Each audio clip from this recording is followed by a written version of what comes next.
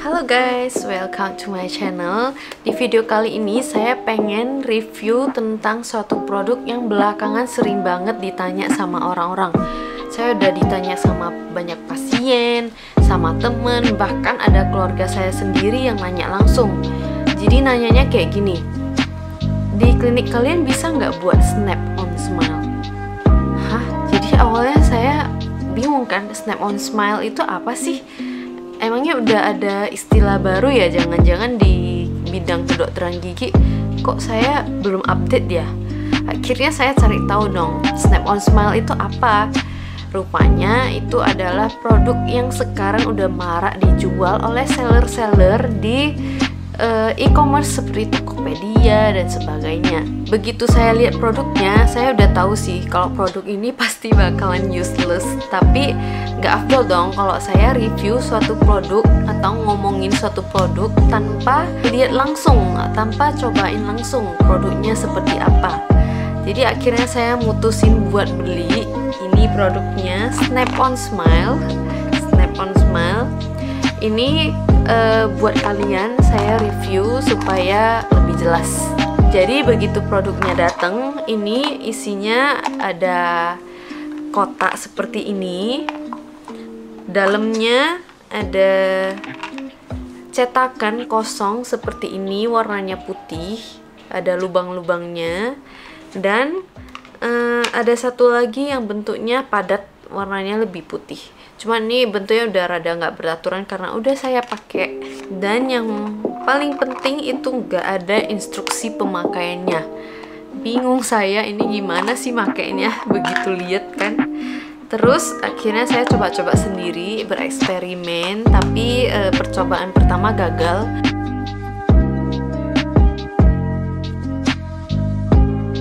Baru saya cari tahu lagi di Tokopedia, rupanya di deskripsinya ada, dan ada video-video yang dibuat oleh sellernya. Akhirnya saya nonton, terus saya praktekkan sendiri. Kalau gigi saya kan gak ada yang empuk ya, jadi saya bakalan pakai ini, ibaratnya seperti veneer aja lah, ecek-eceknya untuk mutihin gigi depan saya.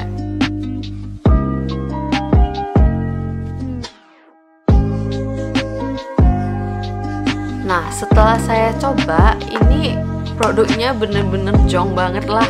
Pertama dari warnanya aja, itu warnanya udah putih banget, seputih ini, jadi gak natural banget ya.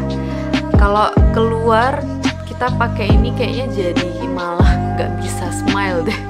Terus kalau dari segi kualitas, ini kotaknya sih kayak kotak plastik biasa aja, tulisannya juga nggak eksklusif banget sih, biasa, kayak rada abal-abal sih karena kayak putih-putih gitu tulisannya, kayak nyetakan biasa gitu. Terus kalau ini cetakan giginya kayak ya plastik tipis, lembek, warna putih. Kalau yang ini sih kalau saya lihat kira-kira mirip sama glue gun, tahu nggak? Kayak lem tembak gitu. Jadi kalau panas dia bisa jadi transparan dan meleleh, tapi kalau dingin dia bisa warnanya lebih putih dan keras. Kalau dari segi penggunaannya, sebenarnya menurut saya ini rada bahaya sih, karena ini bahannya harus kita celupkan ke air yang benar-benar super panas. Kalau bisa yang baru mendidih gitu, kita celupkan ke dalam sampai beberapa menit, bahan ini udah jadi bening, bener-bener meleleh, baru kita angkat tuh. Nah, dalam kondisi meleleh itu, dalam kondisi panas kita harus megang pakai tangan. Sampai saya sempat kaget kepanasan karena megangnya itu pas lagi meleleh kan. Baru kita ngebentukin pakai tangan pelan-pelan, baru kita nempelin ke gigi dan bentukinnya di gigi kita. Jadi kalau dari instruksi di video itu ngebentukinnya harus pakai tusuk gigi sambil bercermin. Lah, jadi ini cetakannya buat apa dong? Gak kepake ini mah. Jadi kita ngebentukin pakai tusuk gigi, tapi karena waktu itu saya juga nggak nyedia tusuk gigi, akhirnya ya bentuknya memang nggak maksimal sih ini. Tapi overall saya udah tahu cara kerja, cara pakai bahan ini, maksud dari bahan ini itu apa. Dari yang saya rasakan, ngebentukin gigi ini nggak semudah yang dibayangkan atau dideskripsikan sama seller. Bayangin kita nambal satu gigi yang berlubang kecil aja itu ngukirnya cukup lama supaya detail dan hasilnya bagus.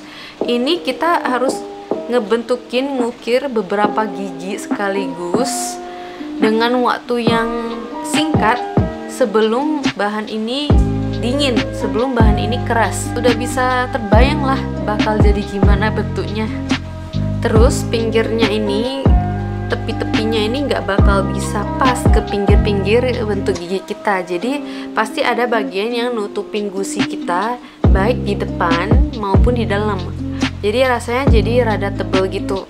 Dan karena bentuknya yang nggak ideal dan ketebalannya juga nggak bakalan seimbang, ini pasti nggak bakalan bisa dipakai buat makan.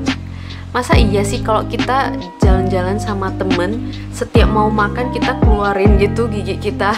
Kan aneh banget ya. Ini kalau saya pasang kembali ke gigi saya sih memang bisa masuk. Tapi kalau dipakai buat gigit-gigit itu, dia kayak bisa goyang gitu, bisa lembek, dan gigi asli kita yang di dalam kayak kedorong, ketekan gitu. Bagus gak? Kayak tebel kan? Terus ngomongnya juga susah. Oke, sekian review dari saya soal produk ini, Snap on Smile. Mudah-mudahan kalian udah ada gambaran kira-kira produk ini gimana sih, ada benefitnya atau enggak buat kalian. Kalau kalian masih ada yang pengen buktiin sendiri, pengen nyobain, silahkan. Kalau dari saya sih big no, karena ini nggak bakalan berguna, ujung-ujungnya bakal nggak kepake juga. Ini udah pasti nggak kepake, cuman lumayan lah ya, kotaknya bisa dimanfaatin buat simpen apa gitu. Kalau saya sih terus terang bagusan nambah dikit atau nambah sedikit lebih banyak, tapi hasilnya pasti dan nggak merusak atau memperparah kondisi daripada belik ini, yang mana ini harganya juga nggak murah-murah amat. Ada yang jual di atas 100.000 juga dan nggak bakalan bisa dipakai.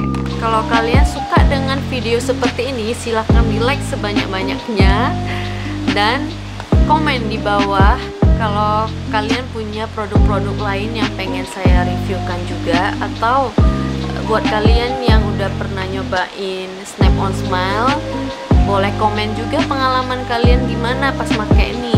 Share juga video ini ke teman-teman kalian, orang-orang sekitar kalian, supaya nggak jong seperti saya. Dan